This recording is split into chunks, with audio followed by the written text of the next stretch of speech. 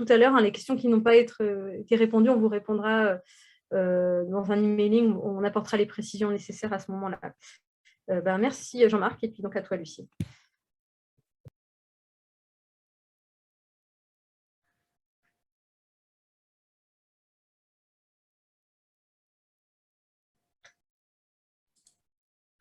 Voilà, bonjour à tous, donc, je m'appelle Lucie Muller et je vais vous présenter donc, une synthèse des travaux que nous avons réalisés à l'UFM d'Avignon, donc à l'INRAE, qui portent sur les études de substances perturbatrices du comportement de la pyrale du buis. Donc, je vais vous présenter trois principales études que nous avons menées au sein du projet Celsius 2, donc à l'UFM. La première étude, elle va s'est portée surtout sur la perturbation du comportement au niveau des chenilles de la pyrale du buis. Et les deux autres études, donc l'étude 2 et l'étude 3, elles portent plus sur la perturbation du comportement au niveau des femelles, donc au niveau du comportement de ponte, d'oviposition des papillons. Donc la première étude, elle s'est plus intéressée en fait à la perturbation de l'alimentation des chenilles en utilisant des huiles essentielles pour essayer justement de diminuer ce comportement d'alimentation et du coup de diminuer les dégâts sur les buis. L'étude 2, donc du coup sur le comportement de ponte, là on a testé un attractif justement pour essayer d'attirer les femelles à pondre sur des supports de plantes, sur des plantes non hautes. Et l'étude 3, donc toujours pour le comportement d'oviposition, cette fois-ci on a plus testé un effet répulsif d'une substance naturelle sur le comportement de ponte des femelles. Donc pour l'étude 1, donc je vous rappelle rapidement l'objectif, c'était de tester l'effet de différentes huiles essentielles sur le comportement d'alimentation des chenilles. Donc pour cela, on a mis en place une expérimentation. Donc on prenait des rameaux de buis qu'on aspergeait avec du coup une concentration, donc une solution d'huile essentielle à 5%. On mettait ces rameaux dans des petits gobelets, comme vous le voyez, et on y déposait à l'intérieur des lots de chenilles, donc 3 ou 5 chenilles en fonction du stade larvaire qu'on voulait étudier. Et on déposait l'ensemble de ces gobelets en champ climatique, du coup en conditions contrôlées, pendant 48 heures. Au bout de 48 heures, on désinstallait du coup l'ensemble du dispositif et on procédait à un certain nombre de mesures. Donc, comme mesure, on procédait du coup à la mesure du poids des rameaux, donc avant et après l'expérimentation, du poids des chenilles et du poids des fesses du coup des chenilles. Pour cela, toutes ces mesures ont été réalisées pour 6 modalités différentes. Donc, on a testé, bien sûr, comme je vous l'ai expliqué, des rameaux traités, avec le traitement d'huile essentielle et du mouillant, du Twin 20, qui nous permet en fait d'homogénéiser la solution. Des rameaux du coup témoins, sans traitement, avec seulement aspergé d'eau distillée. Et en comparaison du coup avec soit des petites chenilles, donc de petits stades larvaires, stade L2, L3, donc on disposait 5 chenilles par gobelet, ou alors des plus gros stades larvaires, donc stade L4, L5, et là on mettait que 3 chenilles. On a aussi testé une modalité sans chenilles pour justement pouvoir mesurer la dessiccation naturelle des rameaux avec et sans traitement d'huile essentielle. Donc, cette étude a été réalisée en 2018 et en 2019. En 2018, ce qu'on a fait, c'est qu'on a fait un screening sur 10 huiles essentielles, avec 16 répétitions par huile essentielle. Et on a pu mettre en évidence 2 huiles essentielles qui étaient susceptibles en fait, de limiter l'alimentation des chenilles sur les rameaux de buis. Donc, ce qu'on a fait en 2019, c'est qu'on a augmenté le nombre de répétitions. Donc, on est passé de 16 à 30 répétitions pour chacune des modalités, pour réitérer les tests sur ces 2 huiles essentielles qu'on avait identifiées en 2018. Et on a également testé un mélange d'huiles essentielles qu'on a trouvé commercialisé sur Internet et qui était spécifié pour le traitement de la pyrale du buis. Les résultats qu'on a obtenus en 2018, malheureusement, n'ont pas été confirmés en augmentant le nombre de répétitions en 2019.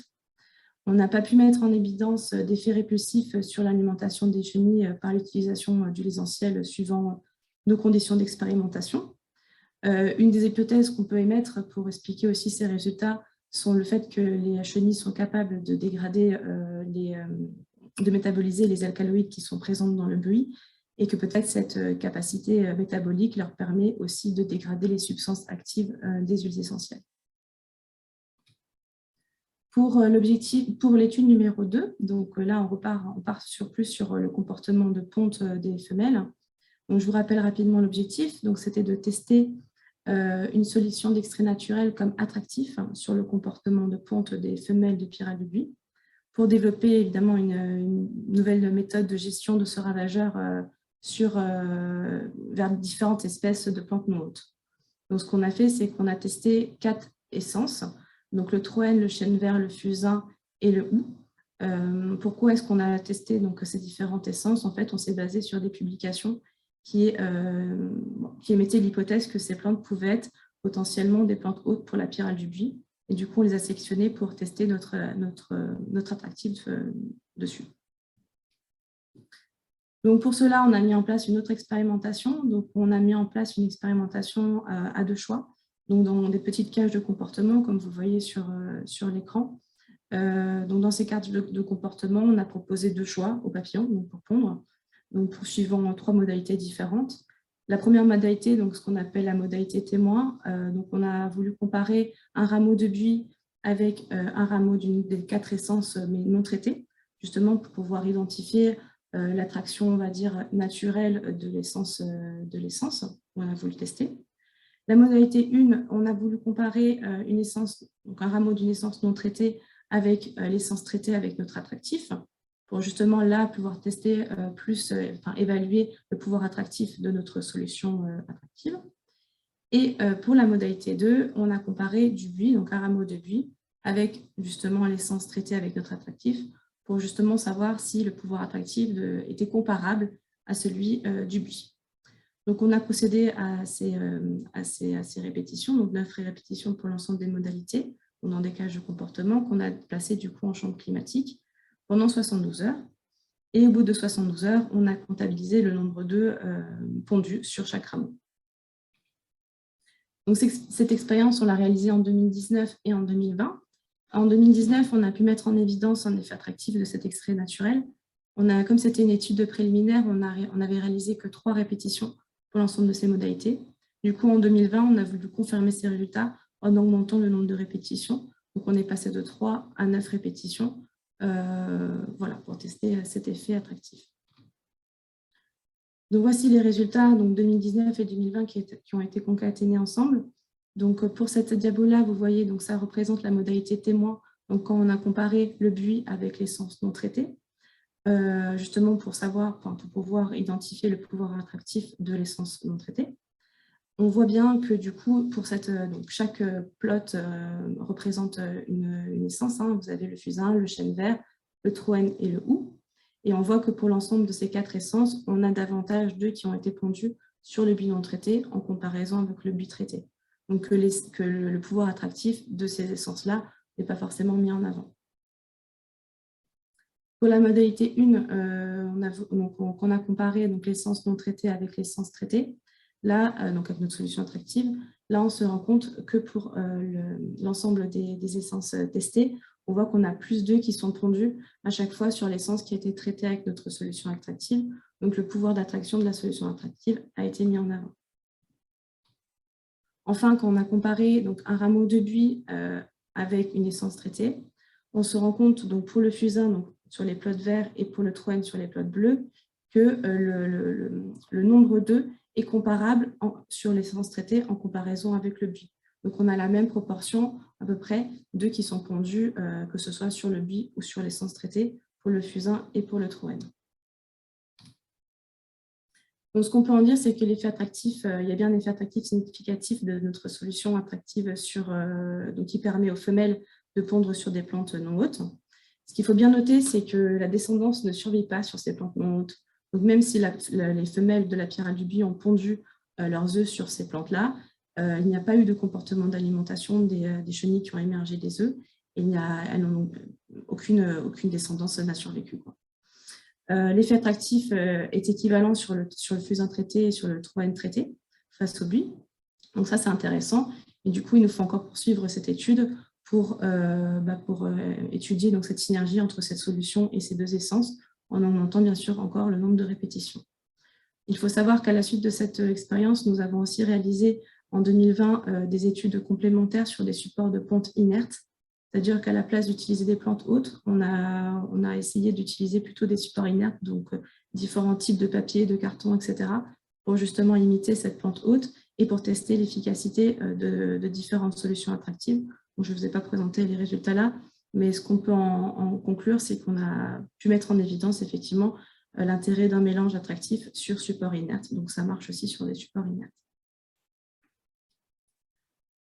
Pour l'étude numéro 3, donc je vous rappelle rapidement l'objectif. C'était de tester cette fois-ci une solution à base d'huile essentielle et d'extrait naturel, mais d'un effet répulsif cette fois-ci, sur le comportement d'oviposition des femelles de la pyrale du buis. Donc, on a aussi proposé du coup aux papillons un test à 2 choix avec un rameau traité, donc avec notre répulsif, et un rameau témoin.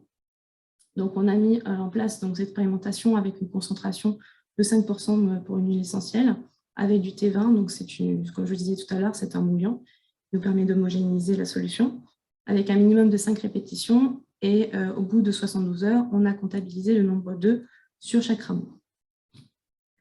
Donc, cette étude a été menée en 2019 et en 2020. En 2019, on a fait un screening sur 9 huiles essentielles différentes, voilà, sur un large panel, et on a pu mettre en évidence un effet répulsif voilà, pour une huile essentielle, donc l'He3. On a eu significativement moins d'œufs qui ont été pondus sur le buis traité. Donc, c'était relativement intéressant. Du coup, en 2020, on a rentré en contact avec une firme qui était en cours de commercialisation d'une substance naturelle de même composition que cette huile essentielle numéro 3. Et du coup, on a voulu tester cette substance naturelle suivant du coup différentes modalités. Donc, c'est ce qu'on a fait en 2020. Donc, avec 5%, donc cette huile essentielle, cette substance naturelle, on l'appelle NG sur le diaporama. Donc, on a testé 3 modalités. Donc, le 5% avec donc, le fameux thune 20, donc avec le fameux mouillant, 5% sans le mouillant et 30% sans le mouillant. Donc, voici les résultats qu'on a obtenus. Donc, pour le premier plot, c'est les résultats pour 30% avec de cette solution NG. Donc, on voit qu'on a significativement moins d'œufs qui ont été pondus sur les rameaux traités à 30% que sur les rameaux non traités. Donc, ça, c'est intéressant. Pour la solution à 5% sans thune 20, donc sans mouillant, on voit également la même chose, le même comportement, donc avec moins d'œufs qui ont été pondus sur les rameaux traités que sur les rameaux non traités. Et enfin, pour la concentration à 5%, cette fois-ci avec le mouillant, là on voit un effet inverse, c'est-à-dire qu'on a une inversion, on a plus d'œufs qui sont pondus sur les buis non traités que sur les buis traités. Donc ce qu'on peut en dire, c'est qu'effectivement, il y a un effet significatif du traitement à base d'extrait naturel, donc cet extrait NG, sur le comportement de ponte des femelles. On a bien mis en évidence un effet répulsif à 5 et 30% de concentration, sans thune 20. En fait, on s'est rendu compte que ce thune 20, avec cette solution-là, cassait l'homogénéité de la solution et créait un espèce de précipicé dans la solution. Et c'est ce qui explique sûrement que les résultats ont été moins satisfaisants lorsqu'il est intégré à cette préparation-là. Bien sûr, ce sont des résultats encore préliminaires, donc nous avons besoin d'affiner les résultats en conditions de laboratoire et également, bien sûr, après en conditions naturelles et semi-naturelles. Il nous faudra définir les concentrations optimales d'emploi, définir encore les fréquences d'application, tester les rémanences pour une application foliaire et une efficacité du produit, donc comme je le disais, en conditions naturelles et semi-naturelles, et bien sûr, évaluer encore les risques sur la faune non cible. Voilà, je vous remercie.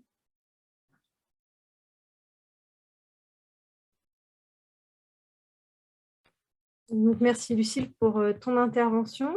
Donc au niveau des questions-réponses, alors je ne sais pas si c'est des données que tu peux partager. Il y a des questions sur les huiles essentielles qui ont été utilisées et la composition de la solution attractive, mais peut-être que c'est des données qui ne sont pas encore partageables. Enfin, je te laisse. Voilà, en fait, c'est pas encore partageable. On doit encore continuer à faire des répétitions pour que ces données soient publiées. Donc pour l'instant, c'est pas encore voilà, on ne peut pas encore les partager malheureusement. Donc, c'était surtout autour de ça, les questions. Je ne vois pas d'autres questions pour l'instant. Eh bien, je propose de passer à la prochaine intervention. Puis, si vous avez des